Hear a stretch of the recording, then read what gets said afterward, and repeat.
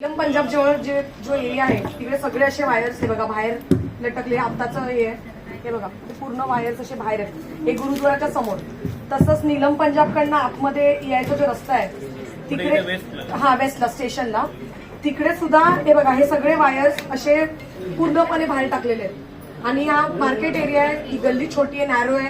तिकडनं बहुतेक लोक जी स्टेशनवरनं रहदारी करतात आणि हे वायर्स टोटली ओपन आहेत. याच्या आधी पण आपण सर महावितरणची मीटिंग घेतली, त्याच्यामध्ये पण हा मुद्दा मी मांडलेला होता. हे केबल सगळे वरूनच आहेत. त्याच्या आधी पण मी हा विषय सांगितलेला होता.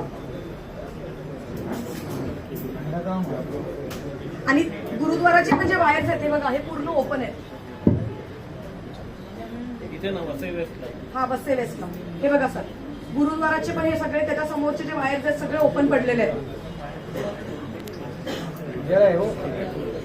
आणि दुसरं सर, शास्त्री नगरला जो ओल्ड पोलीस स्टेशन आहे त्याच्या बाहेर ट्रान्सफॉर्मेटर आहे. तिथे पाऊस थोडाही पडला लगेच लाईट जाते, तो नॉकडाऊन होतो. त्याचा काहीतरी प्रॉब्लेम आहे, तो आपण टेम्पररी सोल्युशन करून घेतो, तो परमनंट सोल्युशन काढावा. कारण शास्त्रीनगरला ओल्ड पोलीस स्टेशनच्या बाहेर जो ट्रान्सफॉर्मेटर आहे त्या पुतळ्याच्या खाली, पुतळ्याच्या जस्ट बाजूला लागून, तो लगेच नॉकडाऊन होतो थोडाही पाऊस आला तरी. त्याच्यानंतर सर, जो ऑइल ट्रान्सफॉर्मेटरमुळे आपल्याकडे, आमच्या इकडे बीके स्कूलच्या बाजूला ट्रान्सफॉर्मेटर बस झालेला, तर त्याच्यासाठी जसं ते बोलले की आपले सर बोलले की ऑइलचे जे आहे ते चेक करावे, कारण त्याच्यामुळे हा प्रॉब्लेम होऊ शकतो. आणि ऑलरेडी एकदा आमच्याकडे झालेला आहे, त्याच्यामध्ये 2 जणांना जीवितहानी पण झाली. आपण त्यांना हॉस्पिटलला पण ऍडमिट केलेलं होतं. त्याच्यानंतर sir, Silver Spring to Radhika आणि गिरनार टू ज्योतिर्ला या बिल्डिंग्स आहेत, ते रस्त्यापासून 2 फूट अजून खाली आहेत. जेव्हा पावसाचं पाणी भरतं तर ते पाणी खाली जातं आणि तिकडे लाईट खूप लवकर बंद करावी लागते.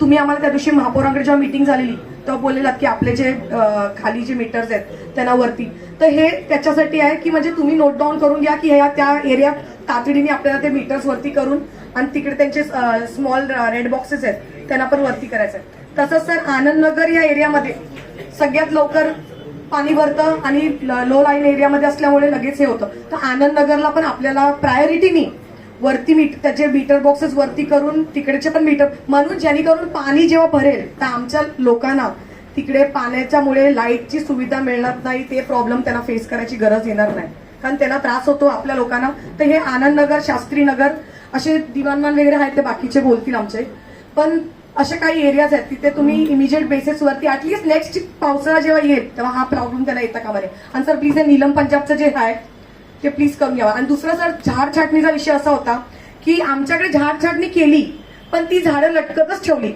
वरती, कापून खाली पाडली नाही, लटकतच होती. झाडं पडली पण 1-2 गाड्यांवरती.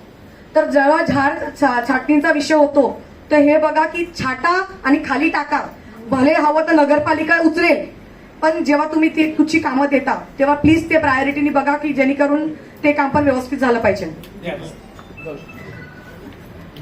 साहेब,